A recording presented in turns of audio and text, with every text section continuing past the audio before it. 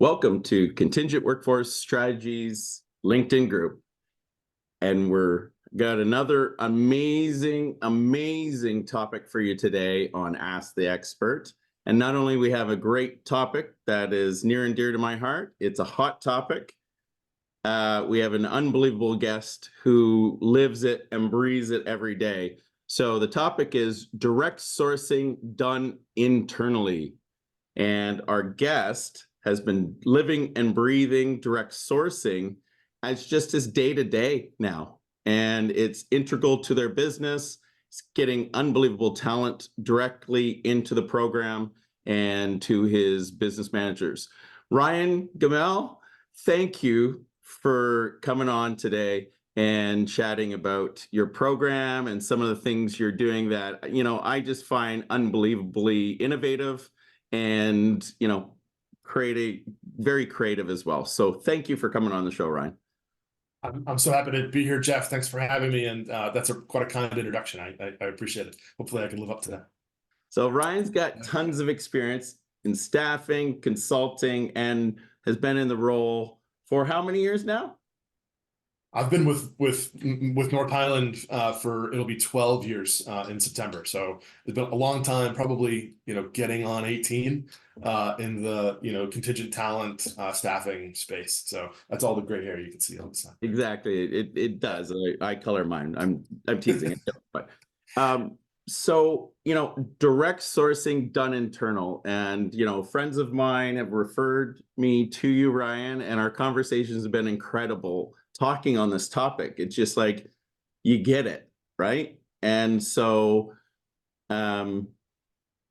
wanted to kind of just talk about a little bit about your approach to direct sourcing, kind of the structure you have, the departments that are involved in the program, the tools, the technology. Can you just start to kind of start off the conversation with that? Sure. I would say first couple of headline pieces. About a third of our workforce at North Highland is contingent in some way. And that means we have about 500 people in our program today. So we're not an enormous show, but we've done a lot of really cool things to make those good experiences and be very efficient with our recruiters and be very sort of well integrated. The other piece that I'll share is of that 500, probably 85, maybe better than that, 85% are direct source. So we've recruited almost everybody ourselves. If we get a talent need from the business, it's very, very likely we're going to be able to find somebody through our own recruiting efforts to fill that contract need. That's incredible. So in terms of, your structure, are you HR, talent acquisition, procurement? We're not procurement. I am one of our TA leaders and report into our HR organization here. So you've put it in the right spot, right? It certainly took some iterations and some evolutions to get there. I'll if I can, Jeff, I'll kind of tell you a little bit of the history of how we got here, and I'll preface just a little bit, because as I tell this story to other contingent workforce leaders and some of my MSP friends, I get the side eye sometimes, like you cheat a little bit, right? But I think our journey to that number is probably quite a bit different. But there's a lot of cool lessons learned and use of technology in this story that I think, even if you're not as integrated as we are, as in-house as we are, there's a lot of things that can be done to get to the outcomes that we've had. So, really, really high level, I benefit significantly from very early adoption of the extended workforce sort of value proposition, right? And I won't recite everything that that viewers of the show understand to be the value prop for having a significant extended workforce. The piece that I think maybe is a little bit nuanced for a consulting firm is that we are now in the position where we can really focus and benefit from things like FTE retention, really developing and focusing on our FTEs and being very intentional when we want to make a hire that's part of our permanent workforce. That's somebody that we really foresee having a long career with us over a multitude of different clients and projects. So we're able to by having that 35% as contingent, we're really able to benefit the FTE side of the house, right? This happened really early in our sort of life cycle at North Highland. You know, we were founded in 1992. I would say by the end of the 90s, we were realizing that we probably would have this amount of contingent workforce for the foreseeable future, and it would grow with us. Probably the other thing that's happening as a consulting firm that's kind of emerging is that there's always this staffing demand coming from consulting clients. There's a lot of requests of, can I just get a project manager, et cetera. And we didn't want to be in the business, but at the same time, we knew we were going to be a customer of that. So that kind of led us down this path of maybe we should have a subsidiary that's in the staffing space. Yeah. And so North Highland in the earlier 2000s created a staffing industry from scratch, staffed it with recruiters, built an HR organization inside of it. It's had its own leader, and it went to market as a staffing firm, doing direct work. Much of it was referrals from North Highland, but also being the sort of sole source supplier back up to North Highland. So for us, if you think about where we are with direct sourcing today, that was kind of our tier 0 moment when we created this mechanism for staffing our own contractors and doing it internally. We weren't as well integrated then as we are now. And you know, fast forward 10 plus years, we were no longer in the staffing business. We were all fond of that time of our life. That firm grew to be a $50 million entity, but we really didn't want to continue in that space as we continued to grow. So we've outsourced a lot of the EOR and AOR services that it offered to North Highland, but we retained that internal recruiting capacity. So a lot of the recruiters that worked for that firm are still part of North Highland today. And that's where we started to sort of take that group and integrate it with North Highland TA. So I sit as sort of in between FTE and contractor recruiting now. I've got a fantastic recruiting leader over really both sides, FTE and contractor recruiting. But we were able to really pull that together. And one sort of nice benefit of this too is even on the FTE side of our TA organization, we behave a lot more like an internal staffing agency than a traditional sort of HR-led TA firm. We think like an agency, we have a sense of urgency like an agency, and we treat our customers and our candidates like you would expect a third party to. And so that's really helped us grow quite a lot. Yeah, and it looks like with that mindset, you know, you've, instead of coordinating a process, you're driving the process, right? From that standpoint, and you've got focused, and in our industry, in the contingent, you always hear curation, but you actually, before even that term was coined, let's say, you use traditional talent acquisition and staffing agency strategies to centralize this. And, you know, the stats don't lie, the numbers don't lie. You've over time built it up, the talent pools, and then your teams, you're hitting really amazing numbers to be that kind of tier 0 staffing agency default, right? Yeah. Internally, yeah. You're closing it first, and then exactly. You mentioned drive the process. Yeah. I mean, we can even be sort of the trusted partner here, where we can provide counsel on, you know, we know you've got a project with a client that's going to require this, and that. What's really the best way to staff that? You know, we work really closely with our resource management partners internally here. We work really closely with our what we call portfolio teams or account teams to try to help, you know, be prepared for what sort of talent demand will be, you know, needed based on the work that we're seeing clients ask for. I'm getting goosebumps when you start talking about proactive resource planning in contingent space. That's the holy grail, right? Because what better way to react quickly is to be proactive, understand what the needs are proactively, prepare for that, and then when the need arises, you can react really quick, right? Especially with your A-team task force nailing the curation of your talent pool, knowing who's available, who's not, and that, right? So it's pretty special structure you've put together.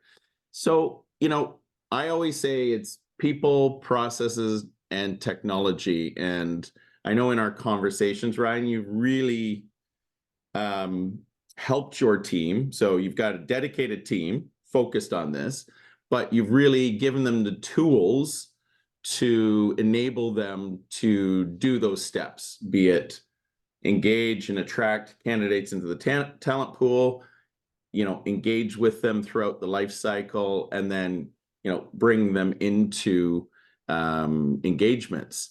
So talk to me about some of the tools you do, some of the tactics you have, because, once again, direct sourcing is really about using your own brand out there in a lot of cases. Like, tell me about that and how you market that to potential candidates that come and join into your talent pool and that kind of a pipeline. Yeah. So we have a lot of cool technology that I can't wait to talk about, but I really think it starts with employer branding. It starts for us with, how are we putting ourselves out to the talent market? What do they know about us before they start to talk to us? What are they seeing? Not just on our careers page or sites like Glassdoor or whatever. It's what are they experiencing through other social media? So we do a lot of work with marketing to obviously incorporate talent needs into social media content that they're running or various campaigns.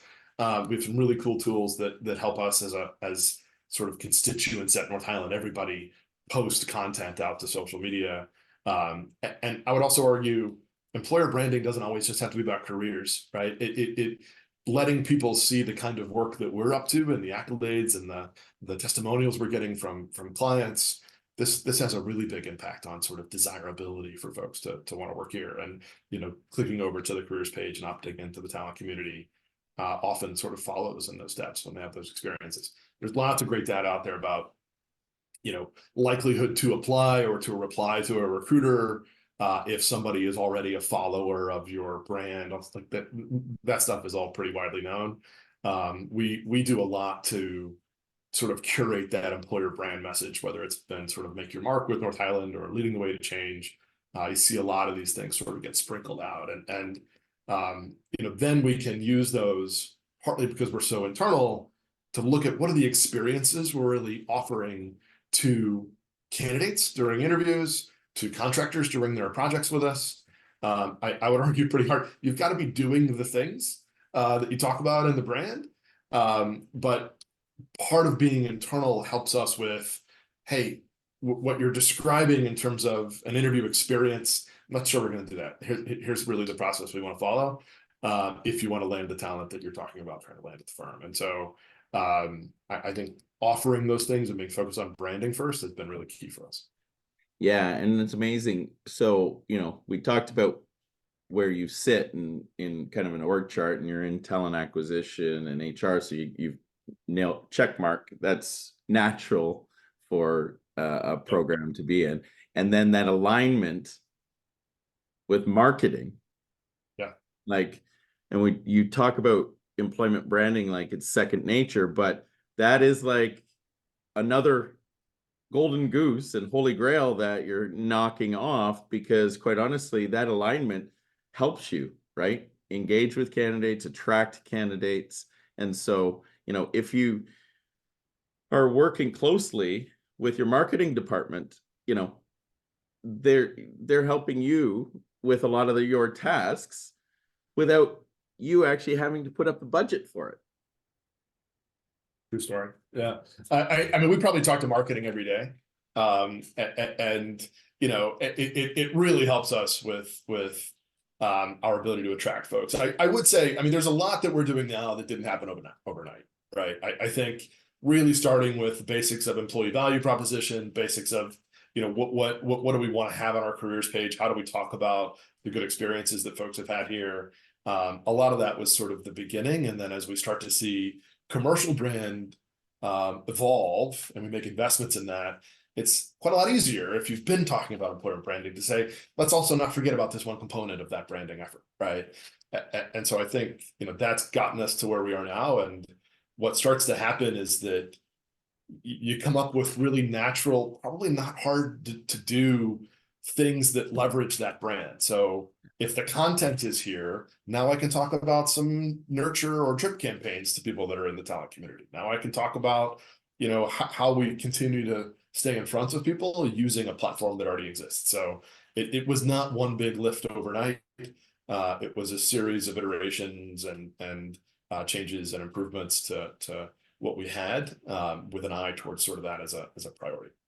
Yeah, but brilliant. And so you kind of led me to kind of the next area to talk about, like, so that's the attraction of candidates and aligning your brand to get them into your talent pool, get them on engagements. But the whole idea of curating that talent once in the talent pool and engaging with them.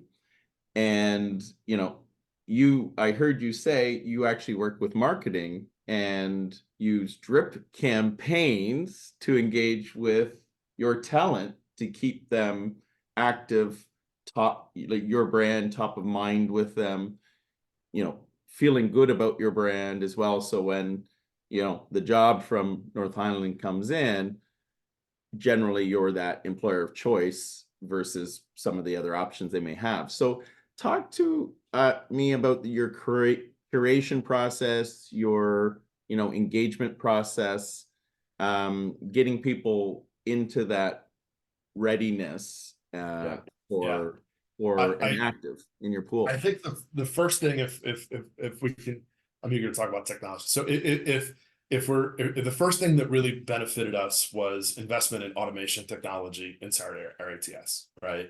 And this takes a little time to get your head around. It takes a little time to convince recruiters that we're not trying to replace anybody with scripted robots, right?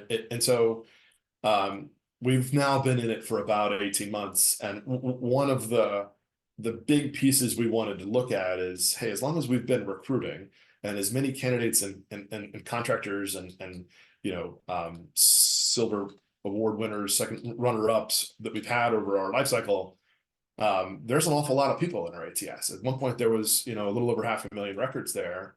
And we had the same problem that every staffing TA organization in the world has of recruiters don't want to search the ATS first because it's probably stale search results, right? Even if they find somebody that's got the right background for them, they're looking at a record that probably hasn't been updated in 5 years. And we wanted to address that. We wanted our ATS to be the destination for recruiters before we go external. And so we used our automation technology to go through what we called a revival process. So we went to anybody that hasn't been talked to in 2 years and said, would you like to stay in our database? Would you like to update your records with us? Would you like to put a new resume into our system, and allow us to sort of parse out new keywords for you and become sort of a fresh candidate? So that's had a tremendous effect on our ability to get recruiters to search the ATS first, and to interact with people that have said, yes, I want to hear from North Highland about jobs. And then, by the way, I've also created an audience here that is opting into nurture campaigns and is opting into learning about cool work we're doing with clients. And now I've got an excuse to sort of drop something in their inbox that says, hey, check out the cool stuff we did, and just use the North Highland name again. That really has helped us with, you know, time to fill, just time to cover, just responsiveness to our portfolio teams, resource management. The benefits of having that sort of engaged database are really hard to understand. Yeah, it's brilliant. And you use this word ATS, right? So that goes with the traditional talent acquisition process. We've come up in our industry, come up with interesting terms for TA, talent acquisition and sourcing. We've kind of called it curation, right? Here, it's very similar, right? In the actual, when you put the definition together, same activities. You use the word applicant tracking system or ATS. Over here, we call it direct sourcing technology, and it basically functions like an ATS, right? So sounds like you're using a traditional ATS as part of it. And that's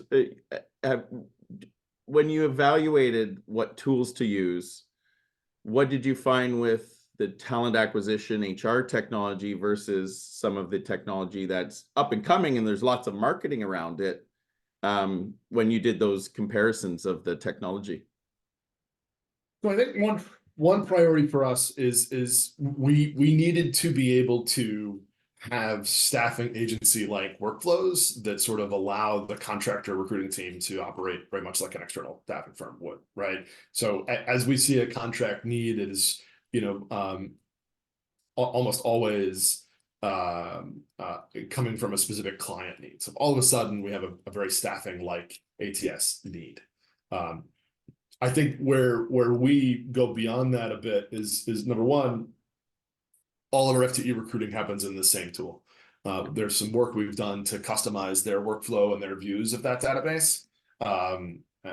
But working from within the same pool of talent, so that each team can see where the others are relative to that individual. We have lots of candidates that don't really care if they're going to get hired as a contractor or an FTE. And so we really want to enable that collaboration. So that led us to something that's very common in the staffing space and for our ATS. The next thing I would say we do that's different is we're quite happy to be talking to talent ahead of demand.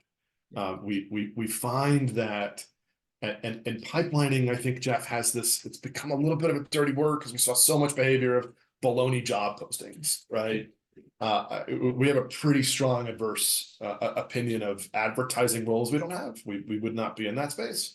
But we are happy to say to someone, you look like the kind of candidate we would love to talk to about a principal role if one, when one of those opens up. We think that we will have those in the, between now and the end of the year. Would you like to have a, get to know you conversation with a recruiter here? And so I have found that I think what we hear from candidates is that having some of those just high level, we understand it's not a job yet. I'm opting into this with eyes wide open about where North Highland is in that recruiting process. We find that actually builds quite a lot of trust. It helps us prepare for what's to come. And I also think that at the level we're recruiting, I'm not sure that people are going to jump in a 3-day time frame to say, let's move into a second interview. Hiring folks at our level now, and probably lots of levels, is not an overnight decision for a lot of individuals and their families and things like that. So let's just talk. Let's date for a while and keep in touch. Kind of funny, right? It's a people business. And in some cases, we traditionally have treated as transactional. Yeah. But people like to build relationships and trust before they make life-changing decisions, which is often, like you say, work related, right? And so it's a brilliant idea to say, hey, listen, let's build a relationship with you and be honest with you and authentic, right? And guess what? That resonates with people and they'll join in to your talent pool. And then you treat them like humans and interested people on what you're doing. And then when you do have that opportunity, they'll say, hey, I trust this firm. I'll take that interview, right? Absolutely. And I would say it's equally true for FTE recruiting as much as it is contractor recruiting. The contractors may need a little less courting. They may understand that this is a 6-month or a 1-year relationship. But having some of that pre-conversation about the type of work that we do puts us in a very similar sort of prepared place when something comes in. And it allows us to, if we get a contract need for something that's up, on the fairway, we're probably responding to that with, an account team leader that's reading resumes. We're probably responding with 3 or 4 people the same day. So it's having had those conversations just goes so far, because now we're hearing back from somebody, this is great. I know we talked before. I understand the benefits of the process. Like, yes, put my name in the hat for that. Yeah, and so you're not trying to really put a lot of sales into convincing these candidates. That's done. They already bought and are drinking the Kool-Aid, and now it's give me the details of this job, and yeah, I'm in, right? Yeah, so. Yeah, absolutely. And then I think also they come to work for us, and how we treat them while they're here is really important. We make sure that there's meaningful work that they're doing. They're not on the island, things like that. So all of a sudden, when we talk about redeployment of those people, or maybe they go away and come back for a while, we see a big proportion of our hires or placements sort of falling into that returner category, because the same thing we're talking about now was true over the course of their project. Yeah, you're building loyalty with them and they're loyal to you, right? And they'll say, yep, I want the next assignment with you because I enjoyed working with you, right? So yeah, I could talk with you about this, Ryan, for forever, it seems, because you've got so many, like you said, it didn't happen overnight, but iterative process changes and tools you're using that have made this really a fantastic, innovative program. But we got to get to the end of this. So I think just to put a pin in that one, the philosophy that I've benefited from is being tech forward, willing to embrace change and what we're doing and how we want to work with candidates, and then getting insights from good quality data has really put us in a good position to sort of enable those things we talked about. That to me is sort of what makes this job a cool place to be, and our service as a TA organization makes us pretty advanced, I think.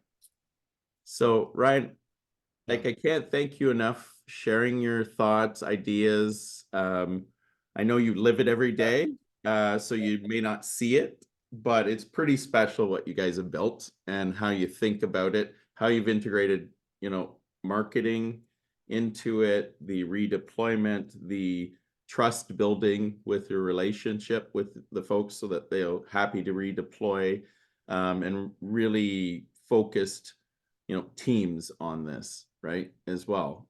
So thank you so much for sharing. Yeah.